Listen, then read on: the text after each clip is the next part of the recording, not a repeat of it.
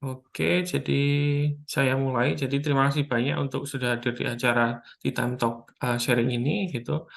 Jadi acara nanti awal ada Bu Alia, nanti dimoderatori oleh, Mbak Miranti, terus setelah itu yang kedua nanti, akan oleh Mas Yos, dimoderatori oleh Mas Irwan gitu. Jadi sekarang kita mulai aja, saya serahkan ke Mbak Miranti ya. Oke, silakan Mbak Ya, Miranti. terima kasih Mas Anin. Eh, Bismillahirrahmanirrahim. Assalamualaikum warahmatullahi wabarakatuh. Selamat datang Bapak Ibu, rekan-rekan semuanya. Selamat bergabung di acara Tea Time Talk E4 Jepang. Saya Retno Miranti, izinkan moderator di sesi pertama.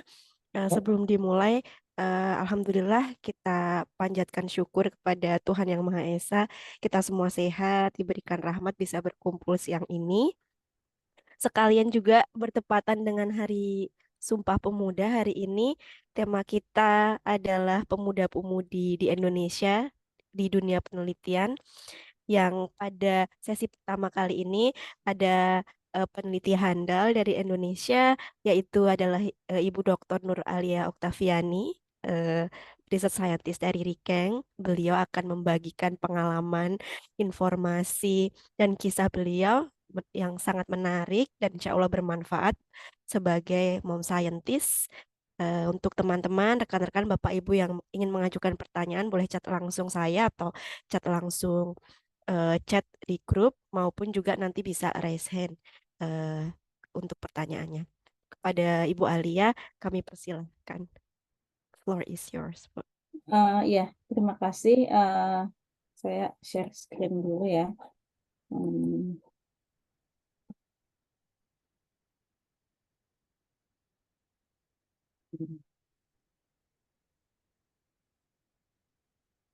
Ya, Assalamualaikum warahmatullahi wabarakatuh. Nama saya Nur Alia Oktaviani. Eh, Sebenarnya di sini tuh saya cuma ingin berbagi aja, jadi nggak ada spesifik cerita tentang penelitian saya kayak gimana. Jadi biar ini lebih lebih apa ya, lebih ringan dan lebih mengalir saja gitu ya. Em, Cuman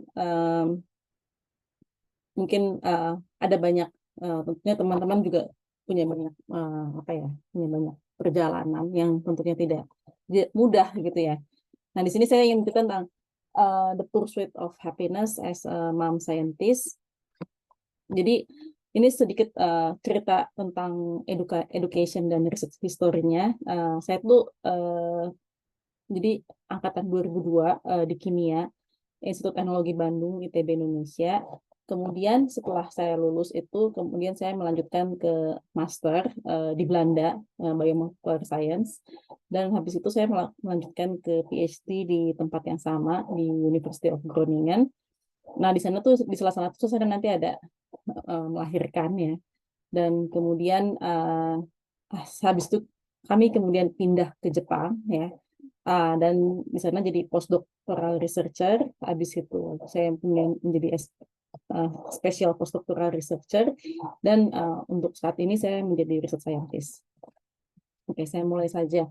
Jadi waktu itu saya lulus tahun 2006, sekitar bulan Juli tahun 2006. Kemudian saya join yang namanya Top Master Biomolecular Science di GBB namanya, Groningen Biomolecular Science and Biotechnology Institute, University of Groningen. Jadi Top Master itu adalah sebenarnya kayak honors program, tapi dan dia 2 years International English Language Master Degree. Dan Top Master ini sebenarnya dipersiapkan untuk training future PhD student. Jadi memang buat orang-orang yang kan nggak semua orang pengen ngambil S2 itu terus pengen apa ya, pengen PhD kan. Jadi ada juga yang kepengennya itu oh ya saya kepengennya masuk company atau cuma sekedar lulus atau mau jadi apa gitu ya yang lainnya. Nah, kalau ini memang dipersiapkan untuk di jalur riset, terutama untuk di PhD, yang to have to drive to perform cutting edge research. Jadi kita nanti dipersiapkan macam-macam ya, kayak istilah tuh kayak digodok gitu lah dengan highly interdisciplinary field of research dan excel in critical thinking. Nah, ini saya copy paste aja dari dari websitenya gitu ya. Yang saya rasakan waktu itu adalah super big challenge. Karena ini adalah beda banget dengan master biasa. Kita tuh benar-benar nggak santai sama sekali. Jadi dalam perjalanannya itu eh, kuliah tuh benar-benar padat. Kita benar-benar kayak apa ya? Saya tuh kayak ngerasa tuh kayak waktu itu tuh kayak model-model kayak idol-idol gitu. Bukan kita idol ya. Jadi kan sebenarnya tuh cuman sedikit orang yang bisa masuk gitu ya. Jadi dia kan karena honors program. Jadi kayak cuman kayak 5 orang kayak gitu. Dan kemudian di setiap hari tuh kita kuliah dari pagi sampai sore dan dikasih challenge terus. Jadi kita harus baca sejumlah paper, menulis research proposal, kemudian melakukan riset gitu ya. Dan bagaimana kita memiliki active critical thinking gitu ya. Memang benar-benar, dan kata-kata mereka tuh selalu satu, you should be able. Jadi nggak pernah bilang saya nggak bisa, itu nggak bisa gitu. You should be able. Dan dalam waktu 6 bulan tuh mereka akan mengevaluasi kita. Kalau kita tidak perform, ya kita diturunkan ke master biasa. Dan kalau tidak perform lagi, memang dianggap sangat tidak layak gitu ya, mereka kasih kita tiket untuk pulang balik ke negara. Jadi waktu itu saya stres banget gitu ya. Dan ini adalah buat saya lebih big challenge. Tapi untungnya ketika memang kita sudah melampaui hal tersebut, ternyata memang itu kayak ada energi aktivasi yang tinggi banget gitu ya. Jadi karena saya dari Indonesia, wah ini beda banget gitu ya. Kita baca, mungkin kalau di Indonesia baca paper berapa lah ya, tapi ini tuh benar-benar sampai puluhan paper dalam satu hari gitu. Kita harus cepat sekali gitu ya berpikirnya. Oke, lanjut. Dan waktu itu kemudian setelah itu saya berhasil menyelesaikan master degree saya bulan Agustus tahun 2008, dan saya menikah bulan Oktober 2008. Suami saya Satria Zulkarnain-Yusri, dan saya kemudian memulai PhD saya di Desember 2008. Jadi saya memang ada jeda waktu 3 bulan memang dipakai untuk menikah waktu itu. Dan waktu itu saya akan memulai PhD saya di Belanda juga. Tapi suami saya memulainya itu di Tohoku University, Jepang, di Sendai ya. Jadi kita bisa lihat ini tuh ada, benar kita bilang waktu itu pernikahannya 1000 miles gitu ya. Jadi pada saat itu sebenarnya karena mungkin kami itu ya sebenarnya dalam hidup itu kita kan harus, kalau saya mau bilang, kita harus jujur sama diri kita sendiri gitu ya. Maksudnya ketika kita memilih pasangan hidup gitu ya, memang ada keterbatasan dalam distance gitu ya. Tapi kan menikah itu bukan kita coba-coba, oh ya saya coba-coba sama si anu, tapi habis itu gagal ganti lagi yang lain, itu tidak seperti itu gitu ya. Tapi kita di waktu itu banyak pertimbangan, dan kemudian ya kalau saya memang merasa orang ini yang terbaik gitu ya, apakah jarak itu akan menjadi sebuah rintangan, karena kan pada saat itu kita sebenarnya sudah jadi suami saya itu sudah ada kontrak 5 tahun di Tohoku University, dan begitu juga saya karena top master ini memang sangat di-push untuk melakukan PhD di Belanda ya waktu itu. Jadi akhirnya kami waktu itu memutuskan ya sudah menikah saja, dan kita terpisah. Jadi ini kalau distance-nya itu adalah 8.928 km ya. Dan kalau perbedaan waktu time zone itu adalah 7 jam ya.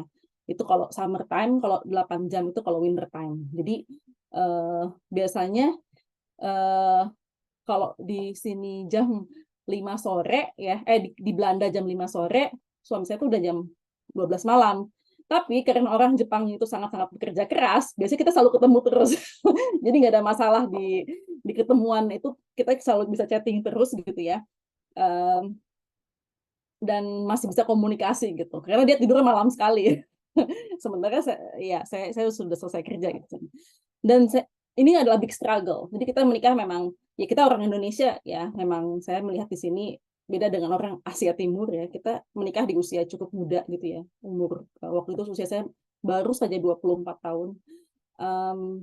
Dan suami saya sebenarnya masih belum 24 waktu itu. Dan ya yang terpenting dari semua itu adalah komunikasi. Kemudian perlu pengertian ya, kita harus mengerti satu sama lainnya, dan ada trust gitu. Jadi rasa saling percaya gitu, itu adalah, kalau menurut saya, adalah fondasi penting gitu. Jadi kalau misalnya ada apa-apa nggak suka, langsung dibicarakan. Komunikasi itu benar-benar harus sangat baik sekali gitu. Dan kemudian setelah itu Desember akhirnya saya memulai PhD saya. Waktu itu saya memulainya itu di protein NMR. Itu adalah kalau grupnya itu adalah subgrup kecil, tapi grup besar itu adalah molecular dynamics, itu di GBB ya, Groningen Biomolecular Science and Biotechnology Institute di Belanda. Jadi ini kampusnya ini adalah kalau gedungnya ini adalah physics chemistry, fisika kimia gitu ya. Jadi memang ini khusus untuk kimia, fisika, tapi sebenarnya ada banyak gedung di kompleksan besar di Belanda, di Groningen itu. Jadi dia ini entrance-nya ya. Jadi ini kafetaria di depan. Nah, waktu itu yang saya pelajari itu adalah bagaimana method development and biological insight. Jadi kita bagaimana mendevelop sebuah metodologi, tapi juga kita bisa menggali lebih jauh lagi tentang biological system dari folded, jadi protein yang terstruktur dan protein yang unfolded ya, jadi dia yang nggak punya strukturnya in atomic details secara skala atom dengan menggunakan NMR spektroskopi. Nah, riset saya itu adalah tentang protein NMR ya, dan informasi apa yang kita bisa peroleh ya. Jadi NMR ini sebenarnya sama dengan nanti levelnya itu kalau elusidasi itu kayak X-ray kristalografi. Jadi dia bisa menentukan 3D structure ya, baik yang dia punya structure-nya ataupun yang tidak punya structure, unfolded protein. Kan kalau X-ray kristalografi, kalau protein X-ray kristalografi itu harus dikristalkan. Biasanya kalau unfolded protein itu nggak bisa pakai X-ray kristalografi gitu ya. Nah, kalau NMR itu bisa karena dia kalau saya kebetulan pakai solution state gitu ya, jadi kan kita bisa understanding-nya itu di soluble state gitu ya, bahkan untuk yang unfolded sekalipun, jadi any kondisi apapun tuh bisa gitu. Kemudian di sini juga kita bisa nggak cuma 3D structure aja, kita bisa mempelajari misalnya apa yang namanya electrostatic interaction, kemudian ada protein dynamics gitu ya, dinamika dari sebuah protein gitu ya. Kemudian interaksi, protein interaction kayak bagaimana. Dan semua elusidasi itu adalah di atomic level. Jadi kita bisa ngerti. Nanti aplikasinya sangat sangat luas sekali gitu ya. Misalnya kita untuk farmasi, untuk industri dan lain sebagainya. Karena kalau misalnya kita ada penyakit nih gitu ya, penyakit katakanlah Alzheimer ya. Bagaimana kita bisa mentarget kita understand nih bagaimana mekanisme penyakit itu, dan kita bagaimana ini buat drug gitu ya, dan bagaimana kita bisa mentarget dengan tepat secara atomic detail gitu. Kita tidak bisa cuma hanya menyandarkan pada clinical trial gitu ya, tapi kita harus melihat benar nggak si drug itu dia bakal bind ke si protein ini dan dia mensupres terjadinya fibrilisasi protein misalnya. Dan itu kita bisa lihat dengan menggunakan teknik ini. Dan ini tekniknya tidak hanya di dunia, baik di dunia kedokteran maupun di dunia industri ya, itu sangat-sangat luas sekali gitu ya, manfaat dari teknik ini sendiri. Dan untuk orang Indonesia sendiri sebenarnya hanya sedikit yang mempelajari teknik ini ya. Kita ada PI di NIH namanya Niko Chandra, dan kemudian hanya sedikit, mungkin saya bilang kurang dari 5 orang, saya dan orang yang ini, saya sebenarnya ingin sekali ketika jumlah orang yang belajar di field ini tuh bisa lebih besar gitu. Karena kalau di negara-negara maju seperti Jepang, Eropa, Amerika itu mereka punya society-nya tersendiri ya. Nah, ini kemudian tentang studi saya gitu ya. Ini ada banyak topik. Jadi waktu itu caranya bos saya itu adalah sebenarnya dia sangat suka sekali bahwa kita punya inisiatif untuk mendevelop metodologi. Jadi kalau di Belanda itu biasanya kadang-kadang cuma disentil dikit, kira-kira topiknya ini gitu. Terus kita mikir sendiri gitu. Ibaratnya kita kayak mau berenang ya, itu langsung dicemplungin ke kolam renang, tapi nggak dikasih apa. Kadang-kadang kita juga nggak tahu ini mau kemana, terus kita harus mikir sendiri semuanya gitu. Kita konsultasi terus aja. Jadi dia mengharapkan partisipasi aktif kita gitu. Jadi kita harus waktu itu ya, kita yang benar-benar ngejar-ngejar supervisor ya, bukan supervisor ngejar-ngejar kita ya. Jadi kita ngejar-ngejar gimana kalau idenya seperti ini. Nanti kalau dia bilang bagus atau salah gitu, kita terus. Jadi di sana ada proses belajarnya itu aktif dari kita punya dulu gitu ya. Nah, waktu itu dia juga ada beberapa sampel, dikasih sampel. Jadi kita pengen nentuin ini gitu ya. Caranya bagaimana kamu pikirkan sendiri. Jadi waktu itu akhirnya kemudian ada beberapa sampel dan itu akhirnya berkembang jadi topik yang besar. Nah, untuk riset topiknya itu saya waktu itu mengelusidasi hydrogen bonding network dan electrostatic interaction dengan di fotoaktif yellow protein. Jadi kita waktu dapat sampel dari Jepang, dari Nara yang waktu itu. Jadi mereka sebenarnya ingin menentukan protonation state dari sebuah amino acid namanya arginin. Ya. Tapi ternyata informasi yang kita dapatkan tuh jauh lebih banyak lagi waktu itu karena saya melakukan analisis secara detail lagi dan akhirnya kita bisa publish di beberapa publikasi lainnya gitu, bisa berkembang. Kemudian ini ada lagi kolaborasi dengan Amerika Serikat dengan Harvard. Jadi mereka mengirimkan sampel amyloid beta dimer gitu ya. Kemudian saya mempelajari lebih lanjut lagi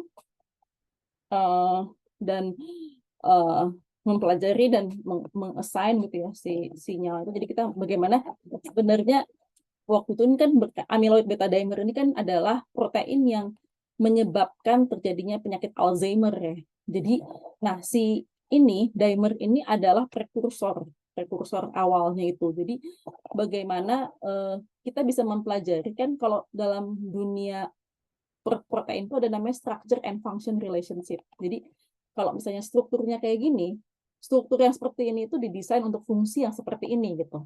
Nah, kita di sini tuh adalah mempelajari bagaimana adanya hubungan antara struktur atau conformation dengan nanti toxicity-nya atau function-nya di situ ya. Nah, ini yang kemudian dipublish di sini. Kemudian saya mendevelop waktu itu adalah dua metodologi yang tyrosin PKA determination. Jadi bagaimana kita menentukan tyrosin itu adalah salah satu amino acid ya. Jadi kita menentukan bagaimana PKA determination ya. Waktu itu dengan menggunakan sigma as chemical shift reporter. Dan juga nah ini adalah salah satu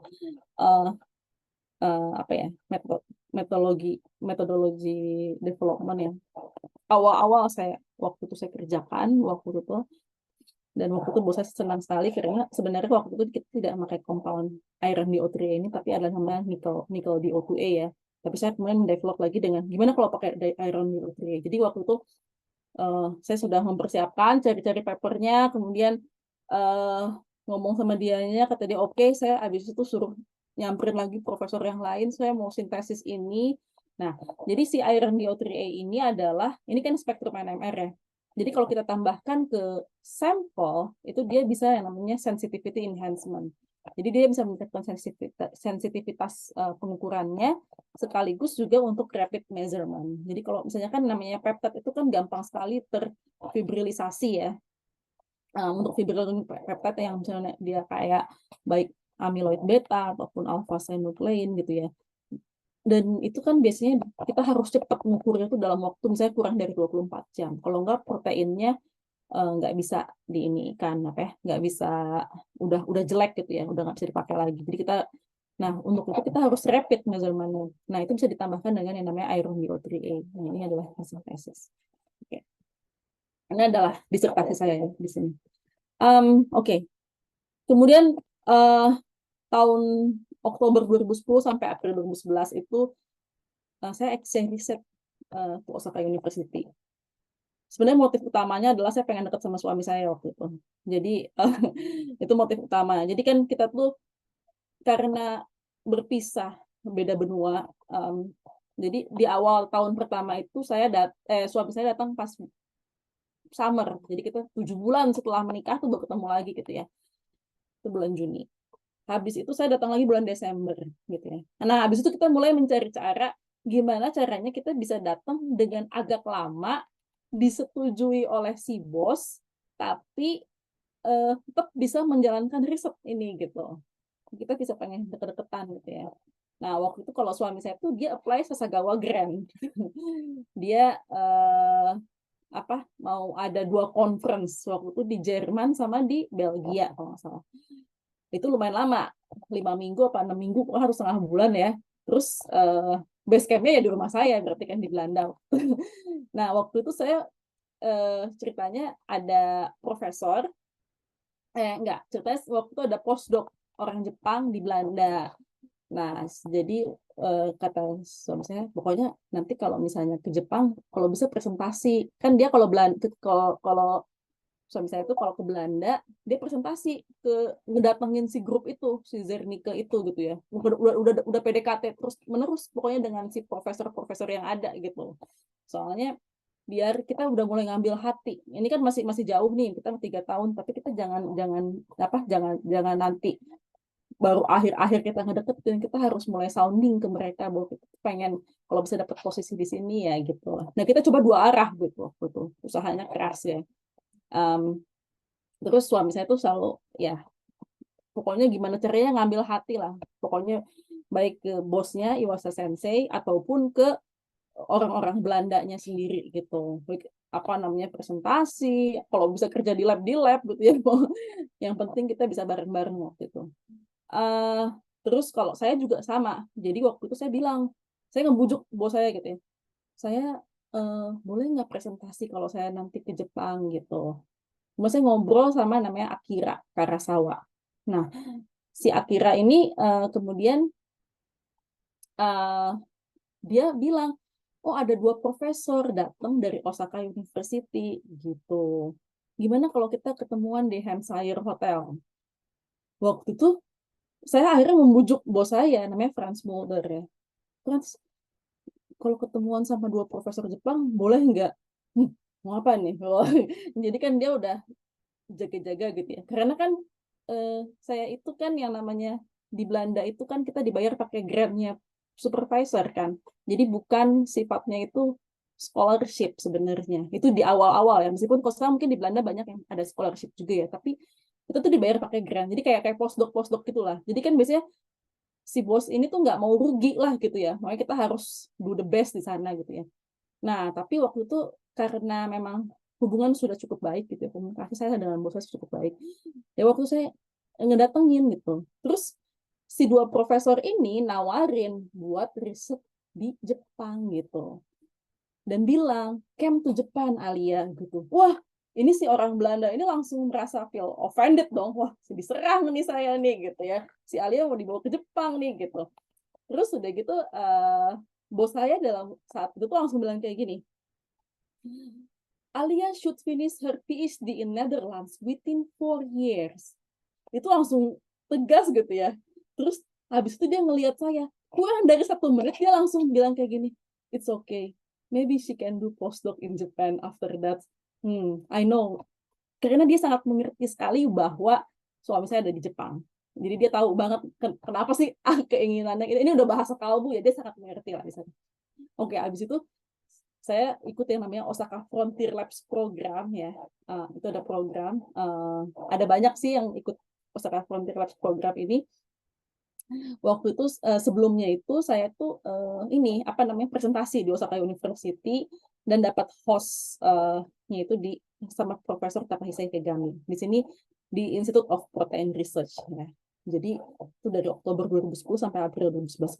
Dan seneng karena kan itu dibayarin sama Jepang juga. Jadi waktu saya dibayarin sama Jepang, dibayarin juga sama Belanda. Alhamdulillah ada rezekinya gitu ya. Sama Belanda tetap diiniin karena kan saya masih harus bayar iuran dan sebagainya gitu ya. Nah ini kerja di sini terus bisa menggunakan fasilitas waktu tuh itu yang paling besar di Jepang, paling canggih di Jepang ya 950 MHz. Kalau sekarang yang paling canggih ada di RIKEN. Nah, ini saya mengerjakan yang ini nih, rapid measurement for fibrillogenic peptide.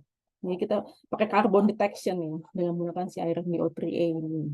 Lumayan, waktu itu 6 bulan senang banget lah. Akhirnya bisa agak lama gitu ya. Dan ini kan kejadian ini sebenarnya kapan? 11 Maret ya 2011 itu kan yang ada ini ya gempa ya di Senda yang ada gempa besar itu, dan kemudian waktu itu suami saya udah ada di Tokyo dan akhirnya ngungsi ke tempat saya di Osaka itu. Jadi 14 ya 11 apa 11 atau 14 April 14 Maret ya 2011 waktu itu kejadian yang tsunami yang di Senda itu. Oke, kemudian akhirnya tahun Oktober 2011 gitu ya, dengan segala waktu itu kita sebenarnya down ya, karena khawatir, karena kan waktu itu ada tsunami di Sendai, kemudian kondisi Jepang juga cukup chaotic pada saat itu ya, kalau saya bilang, terutama Kanto area. Em, kita khawatir kalau misalnya nggak bisa, si suami saya ini nggak bisa lulus tepat waktu gitu. Pokoknya udah jaga-jaga. Kalau nggak lulus tepat waktu gimana? Ya udah ke Belanda dulu, nanti tinggal pas defense, nanti ke Jepang lagi gitu ya. Tapi alhamdulillah ya, karena orang Jepang kan biasanya emang punctual. Mereka ingin tepat waktu. Alhamdulillah nggak ditunda-tunda. Akhirnya dia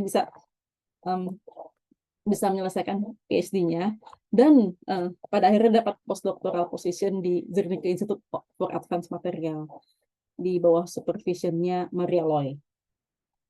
Tapi hidup itu tidak semulus apa yang kita bayangkan. Kadang banyak hal-hal yang sangat unfortunate gitu. Pokoknya kita tidak bisa berpikir bahwa hidup itu adalah kayak mimpi indah, wah hidup di surga atau enggak. Benar-benar tantangannya besar sekali.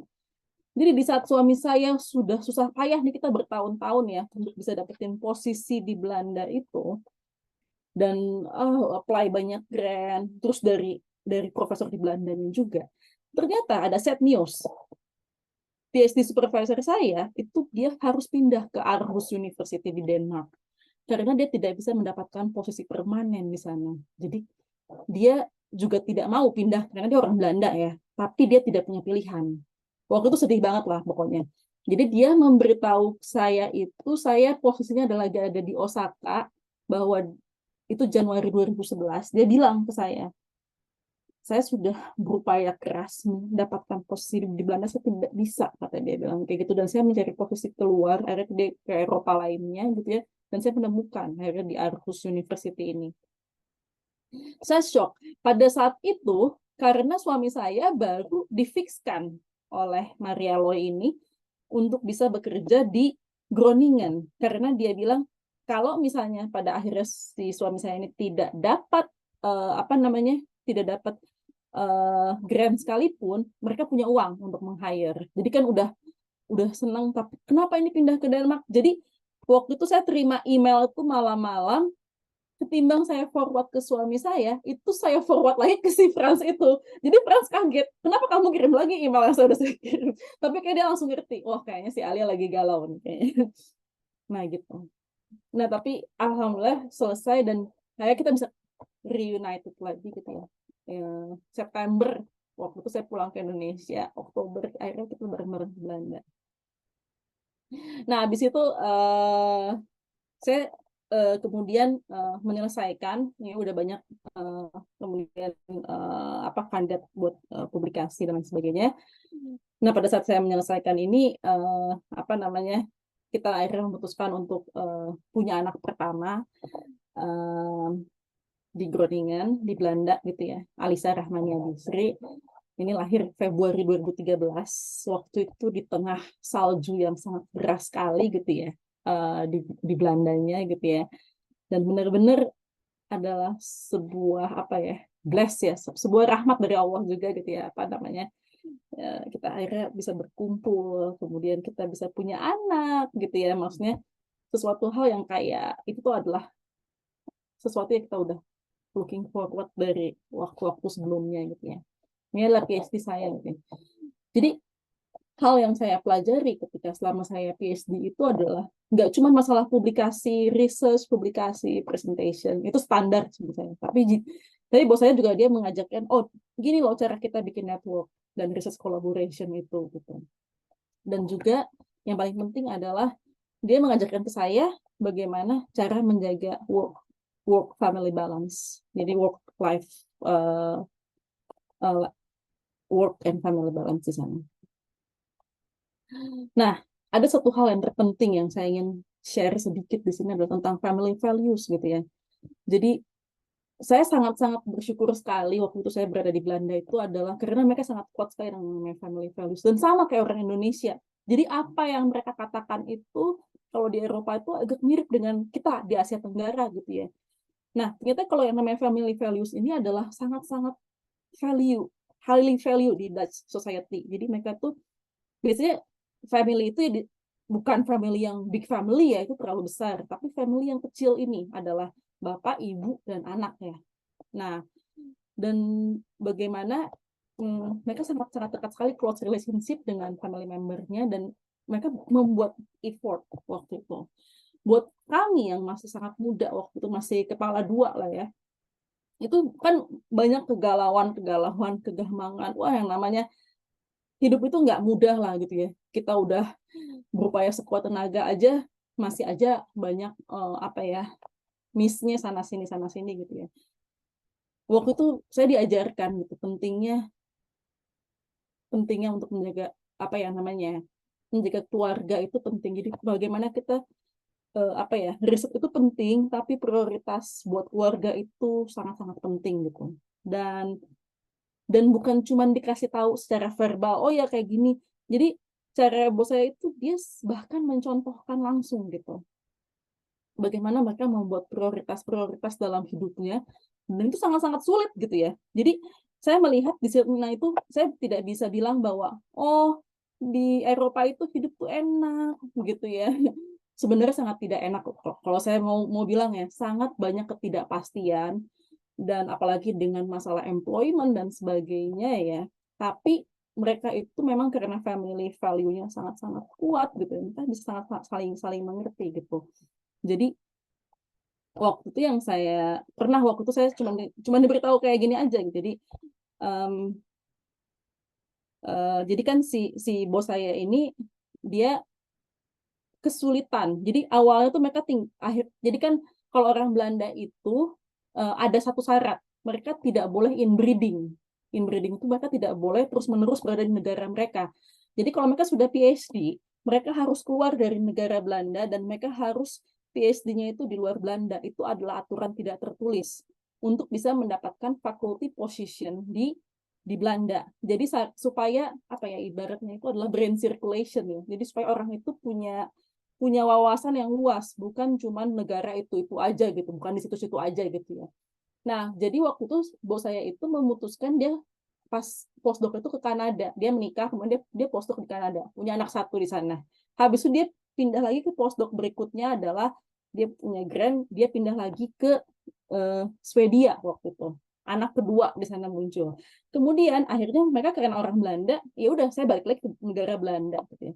Si istrinya ini punya posisi yang sangat-sangat bagus sekali di company, di IKEA gitu, di managerial position, dan bos saya ini adalah sebagai PI gitu ya. Jadi mereka awalnya berpikir adalah wah ini sudah perfect life gitu ya. Tapi sebenarnya yang namanya hidup itu tidak sesimpel apa yang kita, maksudnya benar-benar apa ya, benar-benar sulit lah sebenarnya. Kalau saya bilang gampang, enggak semua orang akan mengalami apa ya, jalan-jalan yang terjal sekali gitu ya, yang sangat sulit gitu.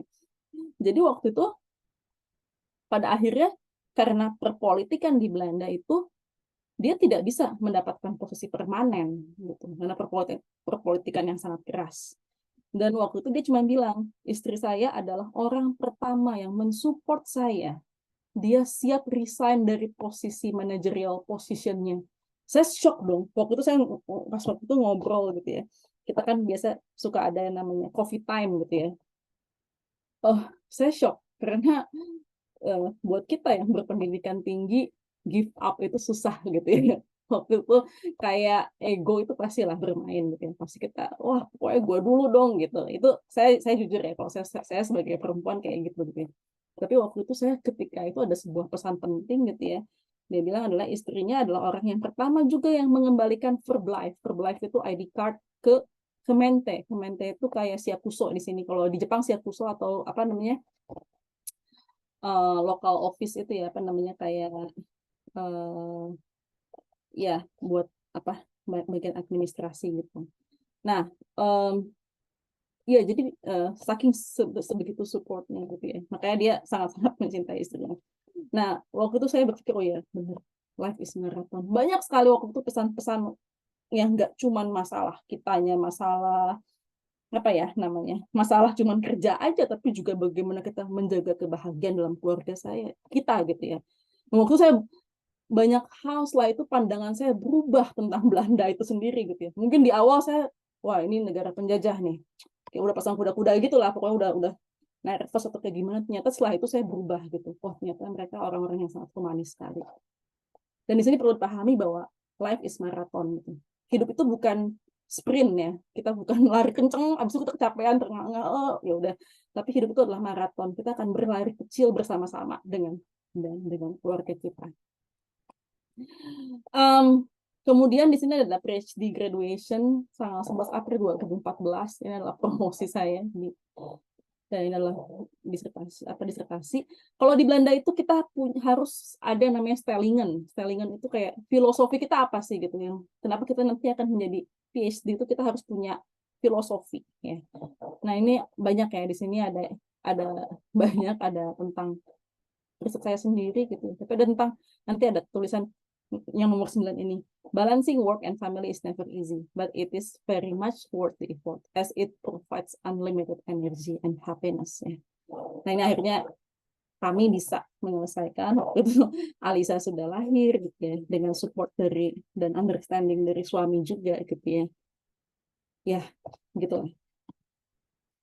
Dan kemudian dari April 2014 itu dan sampai Januari 2015 ini saya jadi ibu rumah tangga. Jadi waktu itu bukan sesuatu hal yang saya sukai. Sebenarnya ini adalah hal terberat dalam hidup saya. Sejarah hidup saya paling berat menjadi ibu rumah tangga. Karena saya tidak pernah bermimpi untuk menjadi ibu rumah tangga. Ya. Tapi waktu itu karena ada banyak hal. Jadi pertama, jarak antara Groningen dengan kota lain itu sangat jauh. Jadi itu bukan lagi jarak commuting time. Jadi untuk kalau kita, jadi waktu itu tuh adalah problemnya itu adalah saya waktu itu beberapa grup yang istilahnya jadi udah upaya keras untuk mencari posisi di Groningen itu sendiri, tapi saya tidak dapat. Kemudian karena beberapa profesor tuh dia move ke negara Eropa lainnya, dan kemudian waktu itu tuh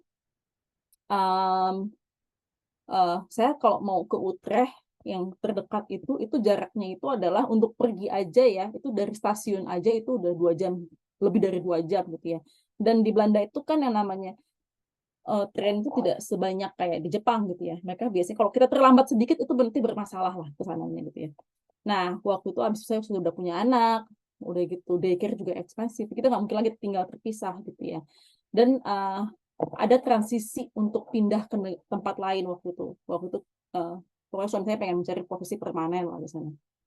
Nah, waktu itu pada saat itu saya juga selain nulis paper, saya dengan ada namanya orang Indonesia, bukan orang Indonesia sih, dia sebenarnya udah warga negara Belanda, namanya Bude Nunung gitu ya. Dia menolong sejumlah MAM PhD researcher. Kita menolong waktu itu rumah besar sekali waktu di Belanda itu gitu ya. Jadi waktu itu banyak ibu-ibu Indonesia itu yang PhD researcher itu dia ngedrop baby-nya. Terus kita kayak daycare kecil gitu lah. Kan karena daycare itu sangat ekspensif ya. Jadi kita bantuin lah jagain anak-anak 5 jam gitu. Saya senang karena harapannya ibu-ibu ini bisa lulus dan bisa berkontribusi ke depan. Habis itu kami pindah ke Jepang akhirnya gitu ya, dengan segala macam banyak hal lah waktu ya proses yang ada, karena sebenarnya awalnya bukan ke Jepang, jadi ada beberapa alternatif lainnya, tapi kemudian kita harus ke Jepang dan bekerja di Rikeng ya. Bulan Februari 2015 saya start sebagai postdoctoral researcher, karena waktu itu saya interview tuh bulan November 2014, kemudian mulai kerja tuh Februari. Nah, kemudian saya bekerjanya itu di Waco kampus, tapi juga saya sering sekali ke Yokohama ini, jadi bolak-balik. Nah, ini tentang Rikeng sendiri mungkin kalau yang sudah tahu ya, bahwa diinisiasi oleh Eiichi Shibusawa.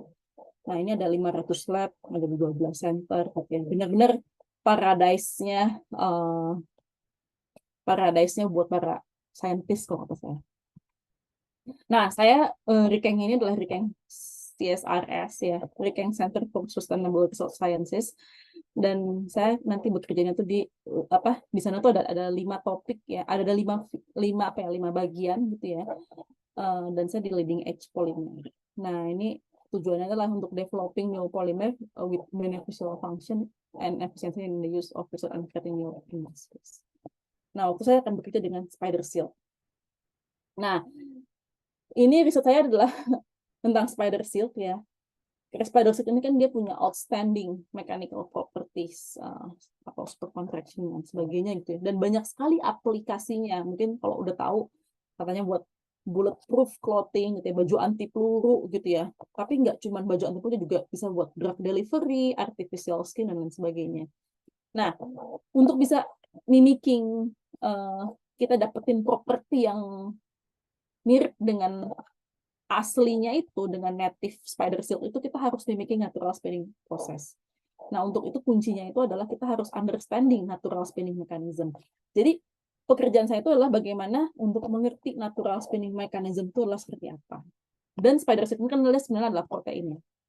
Nah, ini kemudian riset saya di NMR eksperimen di Yokohama gitu. Jadi saya memang sering bolak-balik ke Yokohama gitu ya. Ini menggunakan fasilitas yang sangat baik, bagus sekali, canggih sekali ya di sini ya. Ini adalah salah satu pekerjaan saya, bagaimana waktu itu kita menentukan konformasi dari soluble repetitive domain dari spider drug lincip protein. Gitu. Ini dipublish di Nature Communication 2018. Dan ini adalah riset highlight saya gitu ya. Jadi basically bagaimana untuk understanding natural spinning mechanism itu sendiri. Izin timer ya Bu, 5 menit lagi.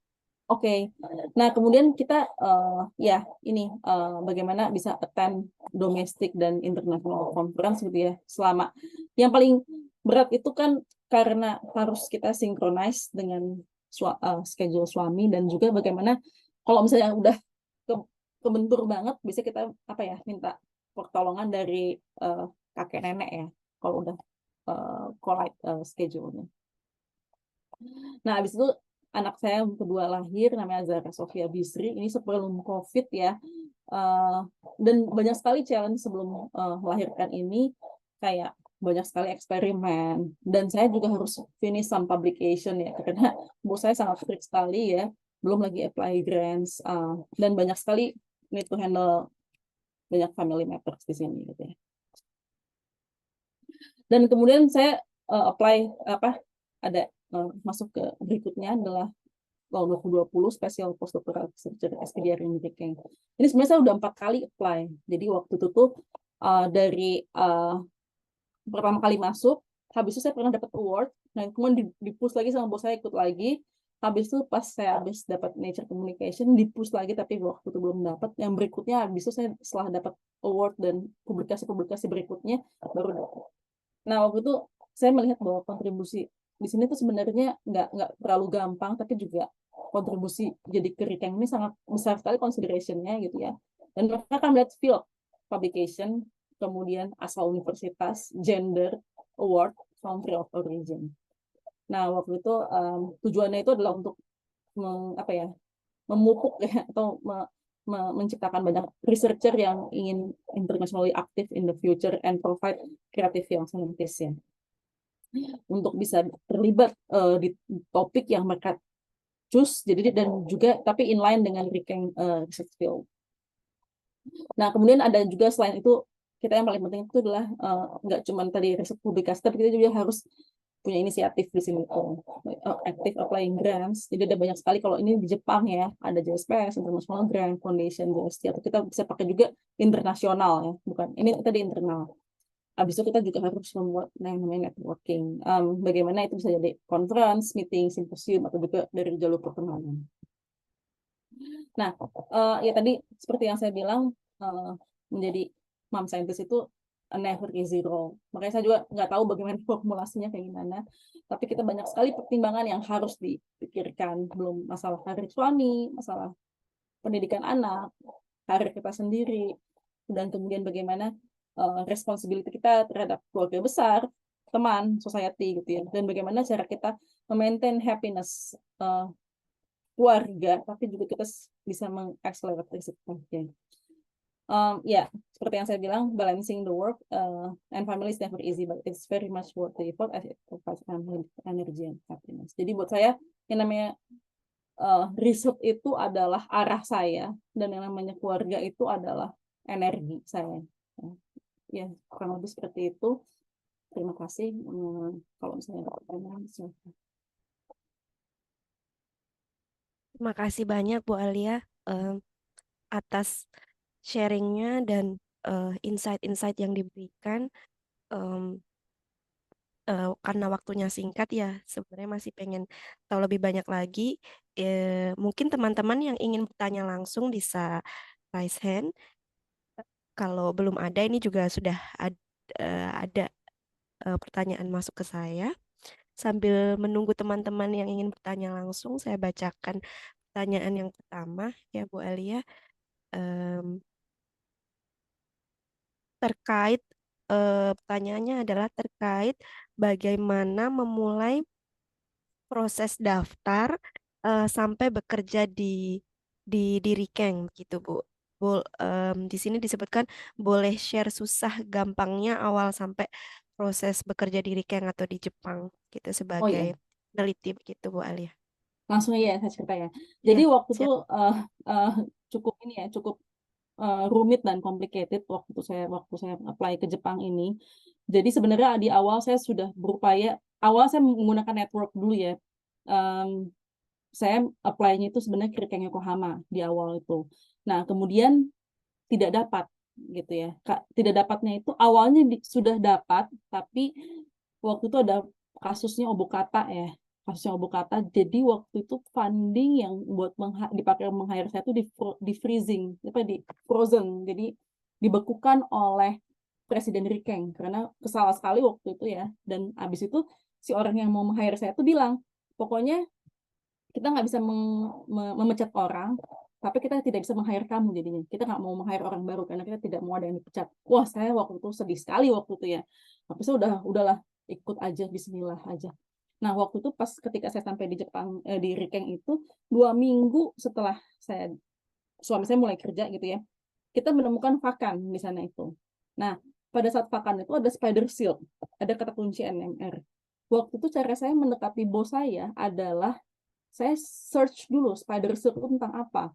Kemudian saya lihat di sini itu, oh iya, ada paper tentang protein NMR waktu itu di Nature. Saya akhirnya ngirim, bikin cover letter yang bagus, dan saya bilang, saya bisa melakukan riset seperti yang ada di Nature ini. Jadi waktu itu akhirnya bos saya bilang, kamu ada di mana sekarang? Oh, saya ada di iHouse gitu. Kamu bisa datang ke kantor saya? Bisa. Terus saya waktu itu bawa-bawa ini ya. Jadi kita harus mendekatinya itu adalah satu dengan bisa dengan jalur network dan juga dengan fieldnya itu. Jadi kita bisa bilang saya bisa mengerjakan ini, saya ini gitu. Maksudnya kita memang menjual ide kita ya, ide kita dan kemampuan kita di sana gitu. Jadi kurang lebih awal ceritanya seperti itu. Jadi waktu itu dia tertarik, habis itu saya cerita tentang PhD riset saya kayak gimana, terus dia juga nanya kenapa ada gap gitu. Saya cerita aja apa adanya gitu ya. Ini masalah dua body problem gitu ya. Kemudian habis itu uh, saya presentasi dan ya saya seperti itu gitu kurang lebih gitu. Ya gitu. Mudah-mudahan menjawab ya. Jadi maksudnya saya waktu itu pendekatannya biasanya selalu dengan menggunakan paper sih.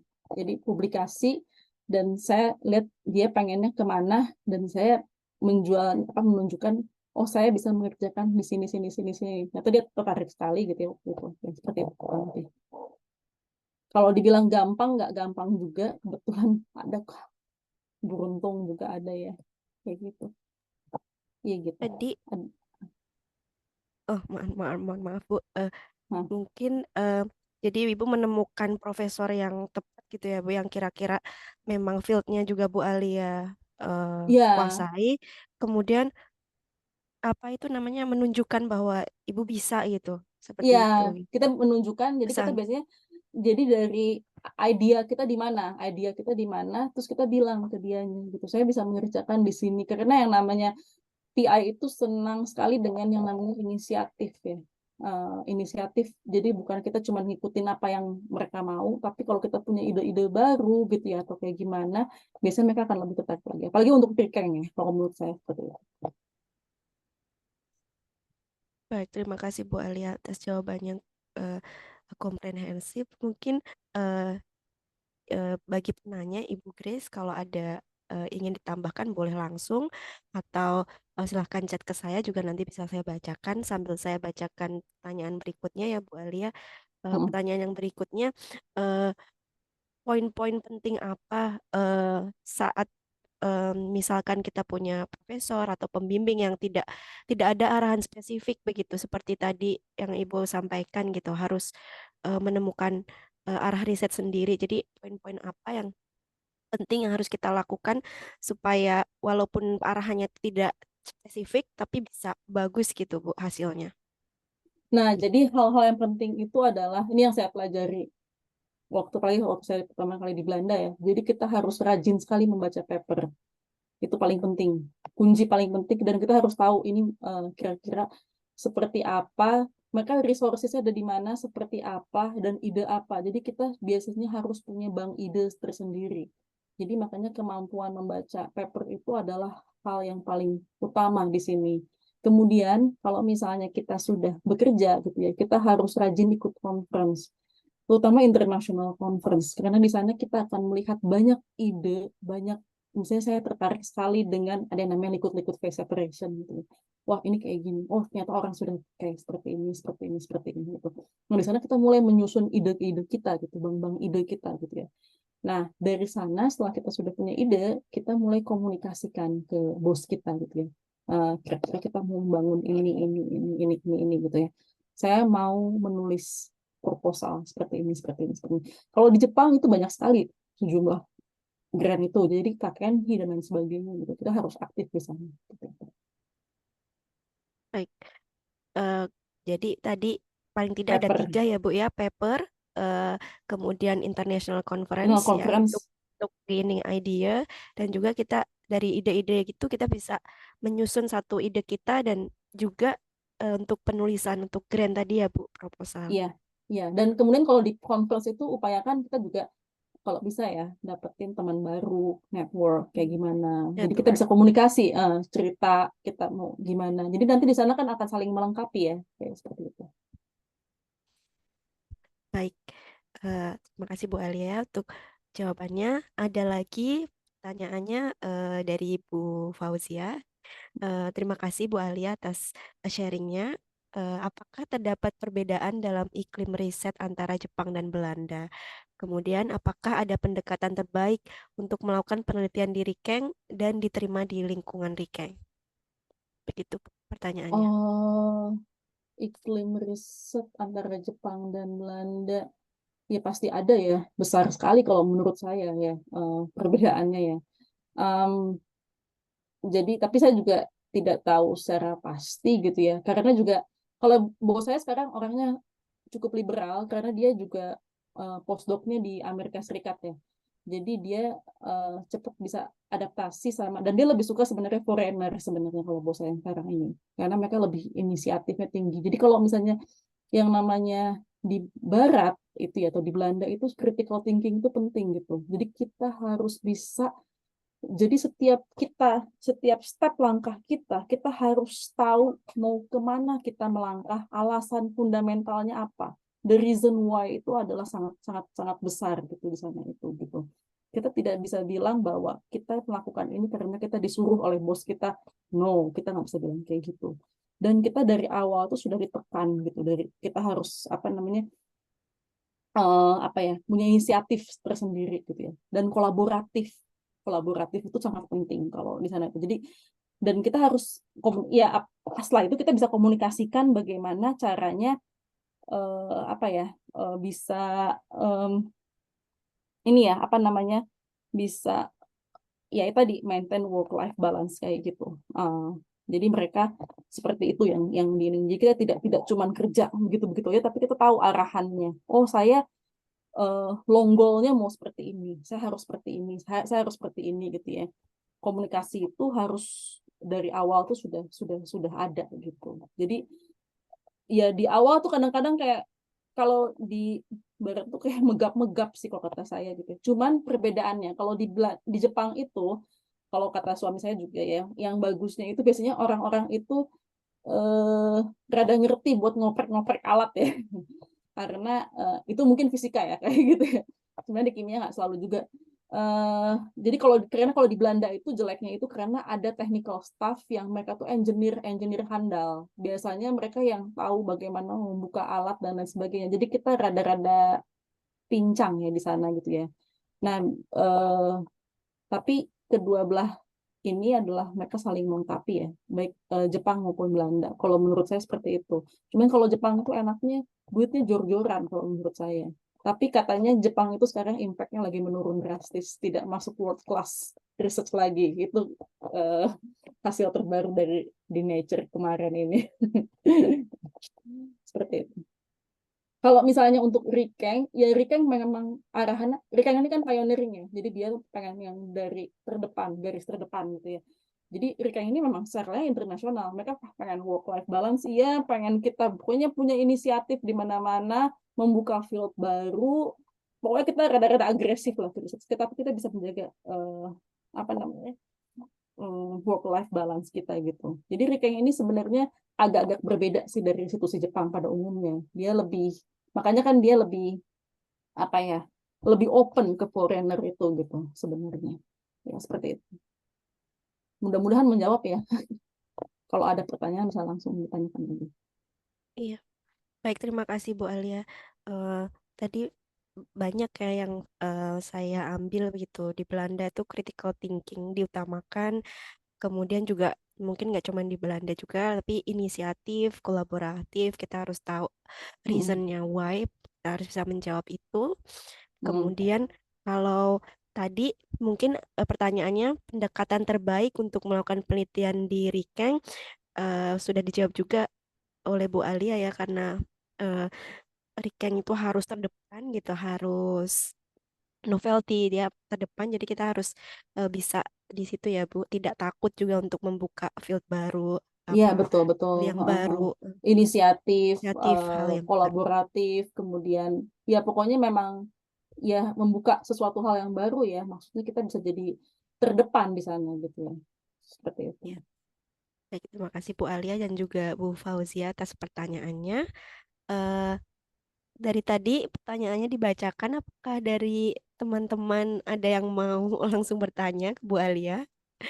Silakan, kita masih punya waktu 2 menit.